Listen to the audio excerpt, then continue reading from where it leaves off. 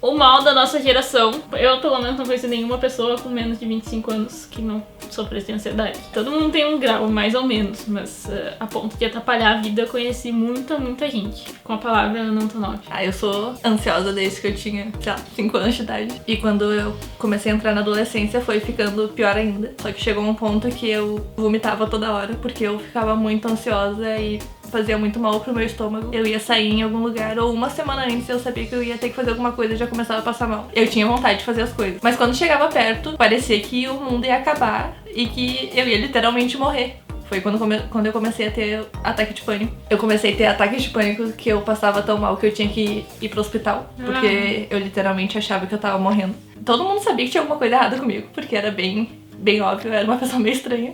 Mas eu não falava pra ninguém, eu não pedia ajuda pra ninguém, e isso deixava muito pior, porque quando eu tava tendo um ataque de pânico, eu tentava esconder. E tentar esconder um ataque de pânico não é nada fácil. A gente começa a ficar com falta de ar, eu ficava tonta, enjoada, não conseguia respirar, com dor no peito, que atrapalhava muito minha vida, eu não conseguia fazer nada sem sentir ansiedade. E principalmente eu coloquei na minha cabeça que eu não queria mais ser aquela pessoa. Eu andava na rua, eu não conseguia olhar pra frente de tão mal que eu me sentia. Eu fiquei, eu não posso mais fazer isso. Daí tu tinha isso, tô fazendo a linha do tempo que tu tá vendo. Quando eu tive essa coisa de não vou mais ser assim, foi com o fim dos 15 e começo dos 16. Só uma coisa pode atrapalhar toda a vida de uma pessoa. Atrapalha muito, meu Deus do céu. Então toda vez que eu sentia essa coisa de não consigo, aí o que eu comecei a fazer? Eu ia lá e fazia. Fazia as coisas difíceis começaram a deixar de ser tão difíceis porque eu me obriguei a fazer elas. Então se eu nunca tivesse começado a me obrigar, eu ia estar no mesmo ponto que eu tava com 15 anos até agora. Agora eu me considero uma pessoa bem pouco ansiosa. Eu ainda tenho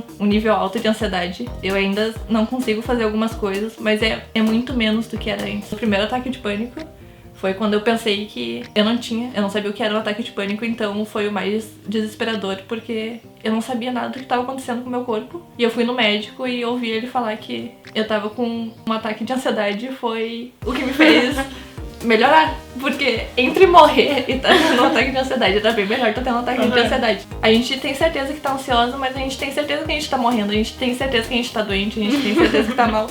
Então mesmo que tem aquela vozinha falando, não, tá tudo bem, só tem que respirar, tem aquela voz que tá gritando no teu ouvido, vai no médico. Ela fala muito mais alto que a razão. É muito difícil. Por isso que tu tem que falar com as pessoas, porque as pessoas vão te trazer pra razão, sabe?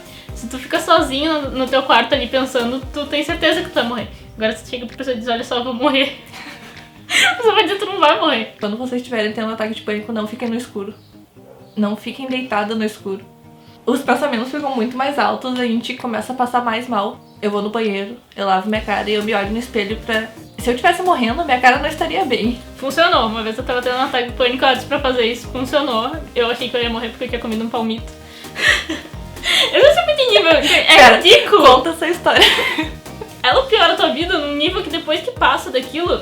Sabe quando a gente tem um pesadelo muito ruim e depois que tu acorda tu pensa, ai, nem era tão assustador assim. Só que de noite é muito ruim. Isso que aconteceu com a história do palmito. Porque a minha mãe tinha comido um palmito e daí ela meio que passou mal. Mas eu tinha comido quando ela comeu e eu não passei mal. Então eu não sei se foi palmito ou não. Só que eu já tava muito ansiosa aquele dia. E eu ia sair, eu ia ver a apresentação de uns amigos e eu não pude ir porque começou a baixar minha pressão. Eu comi o palmito. O palmito foi uma válvula de escape, né? Eu comi o palmito e disse, mãe, eu acho que eu não deveria ter comido esse palmito. E ela disse, por que não? Eu disse, porque tu passou mal. E ela disse, mas eu passei mal, tu não, pode comer. Daí eu comi. Depois eu fico pensando, não devia ter comido, eu vou ficar com botulismo, eu vou morrer. E daí eu deitei no sofá. E daí, eu tava falando com a Ana, tava falando com sei lá mais quem. A minha mãe tava do meu lado, eu não conseguia prestar atenção em nada. Eu só fui no Google procurar os sintomas. Eu pensei, eu vou morrer. Meu Deus, eu vou morrer. Eu não quero morrer. E foi horrível. E daí... eu fui falar com a Ana e disse, Ana, eu acho que eu tô mal. Eu acho que eu tô bem mal. E ela ali no WhatsApp, amiga, tu tá dando um ataque do pânico, vai no banheiro, lava tua cara. E a minha pressão começou a baixar, eu botei um sal embaixo da língua, fiquei lá esperando que eu não morresse de botulismo. Só que eu comecei a alimentar essa noia na minha cabeça. Então, tu tem que não alimentar as noias, tu vai ter que chegar pra alguém e dizer, olha só, eu comi um palmito e eu acho que eu vou morrer. E daí a pessoa vai rir. E é claro que é ruim ela rir, mas ao mesmo tempo não é, porque te traz pra realidade, sabe? Ela vai dizer, não, tu não vai morrer. Isso não acontece, é só um palmito, sabe? Tu já teria morrido, levaria meses pra se desenvolver, sei lá, o que aconteceria no caso do botulismo. Mas, tipo, essa é a parte boa de tu conversar com alguém, principalmente alguém que já teve a crise do pânico. E daí ela vai te dizer, Amiga, tu vai ficar bem. Tá tudo bem. Tá, liga as luzes, vê que tu tá no mundo real, não torna tu um jeito de pesadelo, assim, quando a gente acorda de madrugada no medo, tem que ir pra cama do irmão. Primeira dica, ficar nas luzes. Segunda dica, Liga todas as luzes. se olhar no espelho e lavar o rosto. Se olhar no espelho, a gente volta pro mundo e vê que a gente tá ali mesmo, porque a gente fica com a sensação que não tá no nosso corpo. Terceira coisa, respirar. Essa é a principal. É o melhor jeito de diminuir a ansiedade. Não aprendi ainda. Vai dar tudo certo. Porque quando a gente tá ansiosa, a respiração fica muito curta. Parece que a gente não consegue encher o pulmão até o fim. Fica aquela coisa trancada assim na garganta, a gente fica com nó na garganta e a respiração não desce. Então se a gente aprende a respirar do jeito certo, agora quando eu começo a ficar ansiosa, eu tenho um programinha de respiração que eu faço, eu conto a minha respiração. E quando eu vejo eu tô dormindo, porque a gente fica tão focada em prestar atenção na respiração que a gente esquece que tá com todo aquele problema. E acaba, o corpo relaxa. Quando a gente respira fundo, o teu corpo todo relaxa e tu começa a se acalmar, começa a acalmar os nervos. Esse dia do palmito foi o dia que eu descobri que tem uma grande diferença entre o ataque de pânico e o ataque de ansiedade. Porque o pânico é horrível, é muito ruim. Eu sofri de ansiedade também desde muito nova. Eu já fui parar no hospital quando eu era criança, porque eu comecei, sei lá, tive um pesadelo, daí eu comecei a pensar no pesadelo, comecei a ter uma crise e eu achei que eu ia morrer, que eu tava tendo um infarto, sei lá. Mas eu era bem nova. E isso aconteceu umas 3 vezes. De eu ficar muito ansiosa, não saber o que estava acontecendo e ir pro hospital. Depois que tu começa a tomar essa consciência de que é só ansiedade e que ser só ansiedade não é só, porque é uma bosta, é muito difícil de lidar. Eu me livrei da ansiedade a full, assim, recentemente. Foi todo um trabalho, porque eu comecei a ir na psicóloga, que foi o que salvou a minha vida em vários aspectos. Tu meio que põe teu pensamento em ordem quando tu vai pra lá. E ela meio que diz, tu vai ter que adquirir estratégias, não sei o quê. E a estratégia que eu adquiri, porque eu acho que a ansiedade tu não se livra dela, tu aprende a viver com ela, foi me livrar das coisas que me deixavam ansiosa. Então eu deixei a minha vida o mais pacífica possível, eu não convivo com gente que me faz mal, eu não entro em discussão gratuita. E todas aquelas coisas que me carregavam demais são coisas das quais eu me livrei. Então esse foi o jeito que eu encontrei pra me livrar da ansiedade. Então, tipo, agora minha vida tá muito sussa comparado com era antes. Mas eu acho que tem um ponto importante também que a gente tem que falar, que cada pessoa é uma pessoa, então as experiências vão ser bem diferentes. Tu falou da tua psicóloga agora, e eu só tive experiências ruins com psicólogos, eu não consigo ir, porque uma vez eu fui e eu chorei, óbvio. Eu era uma pessoa desesperada, chorando na frente de uma psicóloga, e ela só ficava falando por que tu tá chorando, e eu não conseguia falar. Então ela ficou o tempo inteiro falando isso e eu nunca mais voltei. Mas eu fui numa psicóloga que era assim também. A gente não pode falar, vai no psicólogo que tu vai melhorar, porque tem psicólogos ruins, como tudo na vida. Então a gente tem que achar uma pessoa que nos faça se sentir confortável e que realmente nos ajude. Então entre ficar indo no psicólogo pra se sentir mais ansiosa, porque eu ficava ansiosa pra ir no psicólogo, então é melhor tentar buscar ajuda de outras maneiras. Então não é uma coisa que vai salvar a nossa vida, assim. Tem casos e casos e pessoas ruins e pessoas boas. Então a gente tem que... Não é uma fórmula, infelizmente, tipo, uma pessoa tem que descobrir o jeito dela de se livrar da ansiedade. Mas tu reconhecer que tu tem ansiedade, reconhecer que tu não vai morrer, que tem tratamento, e que tudo isso ajuda muito. E eu acho que nós duas não precisamos tomar remédio por causa disso. Ou tu toma um remédio? Eu tomo remédio pro coração. Bichinho. Não foi por causa da ansiedade, eu também não tomei remédio. Eu tomo remédios naturais, que é uma coisa que me ajudou muito. Cápsula com melissa, maracujá.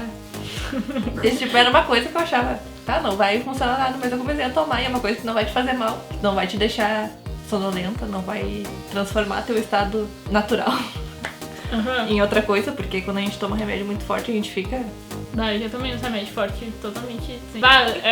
É horrível, horrível. Eu tenho muito apego à minha sobriedade. E eu fico muito triste quando eu não tô sóbria ou quando eu não tô na terra. E esses remédios fortes, eles tiram a gente da terra. Tipo, claro, eu não tô ansiosa, mas eu também não tô nada, né? Eu tô só um corpo caminhando por aí. Tem gente que precisa tomar remédio, tem gente que não precisa, mas... O que importa é a gente buscar um jeito de minimizar esse problema, que eu não sei se é uma coisa que quem já teve uma ansiedade muito generalizada vai conseguir se livrar completamente o resto da vida, mas eu já tô num ponto que eu tô muito feliz de ter chegado onde eu tô agora, porque foi um processo longo, foi um processo que teve altos e baixos, teve vezes que eu já tava me sentindo bem e eu voltei. Eu fiquei ansiosa de novo, eu emagreci de novo, eu parei de comer de novo. Porque é uma coisa meio circunstancial, né? Pode ser que agora tá tudo na paz, daqui a 6 meses tua vida vai estar muito agitada, tu vai estar fazendo um monte de coisa e tu vai voltar pra aquilo. Só que quando tu começa a prestar atenção no teu jeito de se livrar da ansiedade, tu meio que constrói uma linha mental pra voltar ao teu estado mais rápido. Tipo, se antes eu passava 10 horas com ansiedade ou o dia inteiro, agora eu passo 2 horas e já sei voltar pro meu estado, sabe? Sim. Isso é o que tu constrói. Eu tô muito feliz também de ter. Até tu que falou, eu acho. Ok. Foi ser considerada uma pessoa não tímida pelas minhas amigas. Ela Então- nunca seria desse jeito, gente. Vocês não estão entendendo. Ela não era desse jeito. Eu ia estar. Agora a gente dança. Chorando. A gente dança nas festas. Nossa, eu nunca, com 15 anos, eu nunca ia imaginar que eu sou a pessoa que eu sou agora. A gente tinha altos papos, a gente tinha uns... A gente se conhece há bastante tempo. A gente super ia pra casa uma da outra pra chorar de madrugada e ter crise existencial e ficar muito triste. A gente passava a madrugada inteira conversando uma em cada cama, chorando. Chorando sobre a vida ser foda. E agora a gente fala sobre coisas boas. Agora a gente Faz tempo. assiste vídeo brega e bebe breja nas festinhas. E às vezes a gente fica ansiosa daí, a gente acha que vai morrer com palmito e liga pra amiga e diz, amiga, me salva! Mas no fim dá tudo certo, a gente não morre. Tá bom, gente, é isso. Espero que tenha dado uma luzinha aí pra quem tá triste com ansiedade. Porque eu achava que não tinha como melhorar e que eu ia passar essa vida sendo atordoada daquele jeito, mas não é verdade. Ainda mais que dos 15 aos 20 são 5 anos muito confusos na nossa vida. Vamos combinar. Então depois, assim, tu começa a criar mais confiança em quem tu é, entender o jeito que a tua cabeça funciona. Mas tem que prestar atenção. Nesse caso tem que ser autocrítico e tem que olhar pra si mesmo e descobrir o jeito que funciona a tua cabeça. E acho que fiquem com a ideia que a revolução começa internamente, então a gente tem que ver o que tá errado com a gente e achar soluções, mesmo que sejam difíceis. Sim. Fazer alguma coisa. Tu vai ter que fazer alguma coisa, né? Senão tu vai passar a tua vida assim. Infelizmente é o jeito que funciona a vida. Espero que tenham gostado. Qualquer dúvida, a gente pode responder. Sim. Pessoas muito experientes em passar mal. Segue a gente nas redes sociais, curte a página. Se inscreva no nosso Se canal. inscreve no canal, aperta o sininho ali pra receber notificação, porque o YouTube é um cuzão e não mostra. É isso. Tchau. Tchau.